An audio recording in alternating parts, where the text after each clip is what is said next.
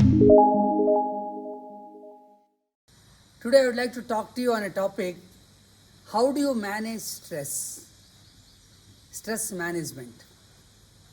Let us understand what is stress first of all. Stress is a situation where demands are exceeding your capacity to cope. Now, what are the stressors? There are two kinds of stressors, what I observed. One is an individual stressor, second is organization related stressor. The first one, when I say individual related stressor, it could be a life event. It can be a family relationship. It can be a death, it can be, something equivalent to that. And it could be your personal attitude, your personal fears. It can be your financial condition. It can be health condition, your lifestyle behavior. It can be your unrealistic expectations. All these are individual stressors which cause stress.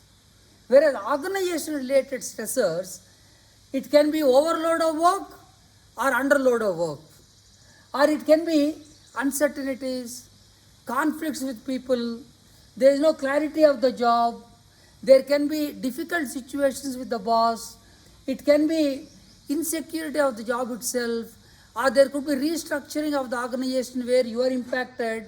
All these organization stressors and individual stressors cause the stress. What is the impact of this stress which is caused by the stressors? The impact is on the body first of all. What happens is when it affects the body, the manifestation is in the form of, it can be headache, it can be a chest pain, it can be blood pressure, it can be backache, it can be stomach upset, it can be sleep disturbances, it can be sexual disorders. Any of them can be manifested because your body is impacted with the stress. Your behavior also gets impacted. When your behavior gets impacted with the stress, you tend to eat more or tend to eat less. You tend to take to drugs, you tend to take to alcohol, you tend to smoke more, or you may have conflicts with the relationships at home and outside. The impact of stress can be on your thinking or on your feelings. That leads to anxiety, that leads to restlessness, that leads to a little bit of depression. It can also lead to, say, a lot of anger and guilty feelings. Now, fourth aspect I would like to talk is how do you cope with the stress? First is avoiding that stressor is of course the best thing if you can do. Second is learn to deal with it. How do you learn to deal with it? Talk to people. Talk to your colleagues, talk to your friends, talk to your parents, talk to your spouse. Get counseled by someone who is interested in you. Do yoga, do meditation, do walking. Then of course connect with more and more people when you get stressed out. And then eat healthy. You can also do practice humor, tell jokes, listen to jokes, and learn to say no. And of course, prioritizing things that will also help you to manage the stress. Sleeping well, undisturbed.